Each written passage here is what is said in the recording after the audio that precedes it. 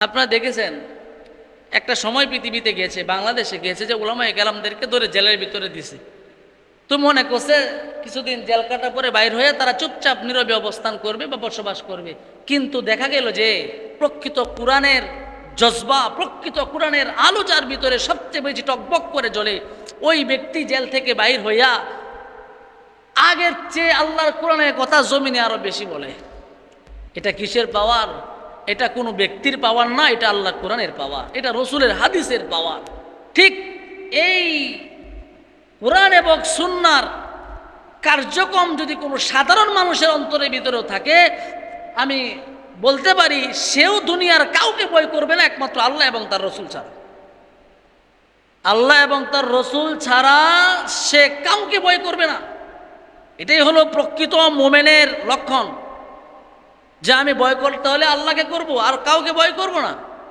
কারণ আল্লাহ আমাকে তৈরি করেছে, আল্লাহ আমাকে সব কিছু দিয়েছে। আমি যদি কাউকে ভয় করতে হয়, ভয় করার মতো কাউকে যদি ভয় করতে হয়, তাহলে আমি আল্লাহকে করব, তাছাড়া পৃথিবীর কাউকে আমি ভয় করব। এই জন্য আমরা তো মুসলমান, অপদস্থ লাঞ্ছিত এই জন্য হয় কি, যে আমাদের মৌলিক বিষয়টাকে আমরা ভুলে গিয়েছি, আমাদের ইতিহাস ঐতিহ্য আমরা ভুলে গিয়েছি। যে জাতি তার ইতিহাস ঐতিহ্য ভুলে যাবে, সেই জাতি কখনো কি হবে না, সম্মানিত হতে পারবে না।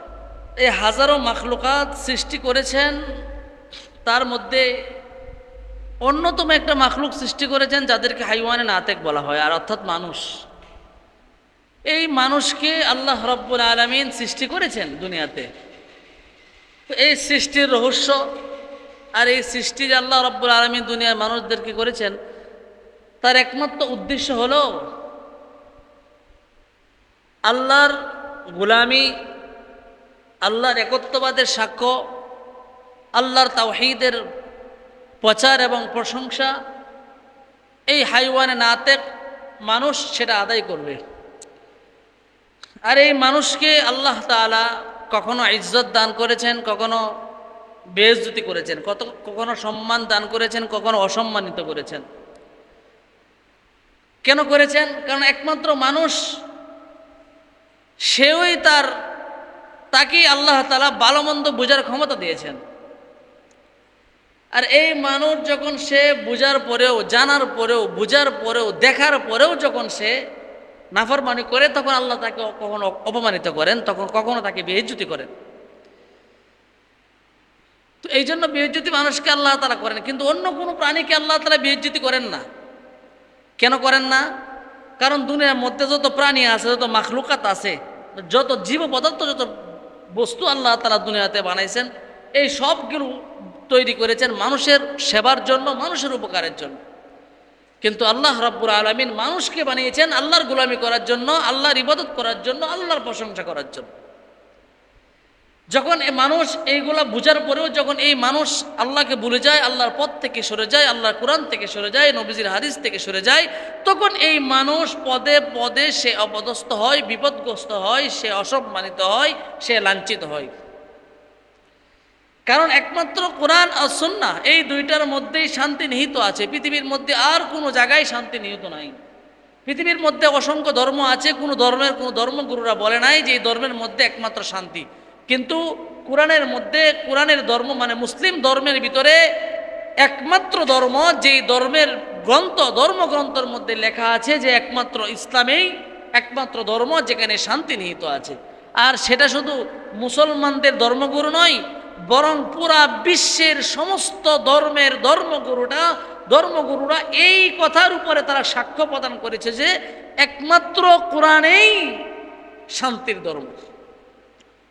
ইহুদি, নাসারা, বৌদ্ধ, খ্রিস্টান, যত ধর্ম পৃথিবীতে আছে, সমস্ত ধর্মের ধর্মগুরুরা কোরআনকে শান্তির ধর্ম, কোরআনের বিধানকে শান্তির বিধান, মুসলিম ধর্মকে শান্তির বিধান বলে আখ্যায়িত করেছেন।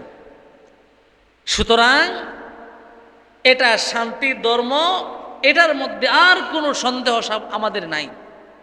তারপরেও কেন মুসলমান এরকম অশান্তিতে পড়ে? তারপরেও কেন মুসলমান বিপদগ্রস্ত হয়? তারপরেও কেন মুসলমানরা অপদস্থ হয়? তারপরেও কেন মুসলমানরা বিশ্বের বিভিন্ন প্রান্তে তারা মার খায়? তারপরেও মুসলমানরা কেন এরকম লাঞ্ছিত হয়, অপমানিত হয়? তার কারণ হলো কি? একটা কারণ, আর সেটা হলো কি, এই মুসলমান যখন তার মৌলিক বিষয় থেকে যখন সে সরে যায়, এই মুসলমান যখন তার মৌলিক বিষয় যেই কারণে তার মুসলমানিত্ব সে প্রকাশ করে, সে দাবি করে, সেই জায়গা থেকে যখন সে সরে যায়, অর্থাৎ কোরআন ও সুন্নাহ এই দুইটা জিনিসতে যখন সে সরে দাঁড়ায়, তখন আল্লাহ রাব্বুল আলামিন এই মানুষগুলাকে বিপদগ্রস্ত করে ফেলে, এই মানুষগুলাকে অপমানিত এবং লাঞ্ছিত কাতারে দাঁড় করায় দেয় দুইটা জিনিস ছাড়ার কারণে। আর দুইটা জিনিস কি? কোরআন ও সুন্নাহ। কোরআন এবং সুন্নাহ এই দুইটা জিনিস যখন মানুষ ছেড়ে দিবে, তখন এই মানুষ পদে পদে বিপদগ্রস্ত হবে। কেন বিপদগ্রস্ত হবে? কারণ আল্লাহ তাআলা মানুষকে তৈরি করেছেন, তৈরি করে বলেছেন আমি তাকে শুধু তৈরি করেছি, তৈরি করে তাকে কোরআন দিয়েছি, মানে তাকে চলার বিধান দিয়েছি। তো সূরা রহমানের মধ্যে আল্লাহ তাআলা বলতেছেন, আর রহমান আল্লামাল কোরআন খালাকাল ইনসান আল্লামাহুল বায়ান। বলতেছে আমি মানুষকে সৃষ্টি করেছি, খালাকাল ইনসান মানুষ সৃষ্টি করেছি, আল্লামাহুল বায়ান মানুষের মুখের ভাষাও সৃষ্টি করেছি, আর রহমান আল্লামাল কোরআন আমি কোরআন দিয়েছি। কাকে দিয়েছে? মানুষকে দিয়েছে, যে মানুষকে আল্লাহ তাআলা সৃষ্টি করেছেন। আর এই কোরআনটাকে বোঝার জন্য, বলার জন্য, প্রশংসা করার জন্য, স্বীকার করার জন্য আল্লামাহুল বায়ান মুখের কথাও আল্লাহ তাআলা শিক্ষা দিয়েছেন। এই জন্য এই কোরআনের কথা যারা বলে, এই কোরআনের তাফসীর যারা বলে, নবীদের হাদিসের ব্যাখ্যা যারা জাতির সামনে উদ্ঘাটন করে, জাতির সামনে যারা বলে, তাদেরকে একদল মানুষ তাদেরকে পছন্দ করে না, তাদের বিরুদ্ধাচারণ করে। কেন?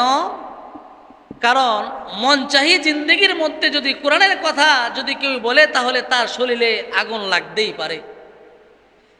যদি মনচাহি জিন্দেগির মধ্যে যদি রসুলের হাদিসের ব্যাখ্যা যদি সে প্রয়োগ করে, তাহলে তার কষ্ট লাগতেই পারে।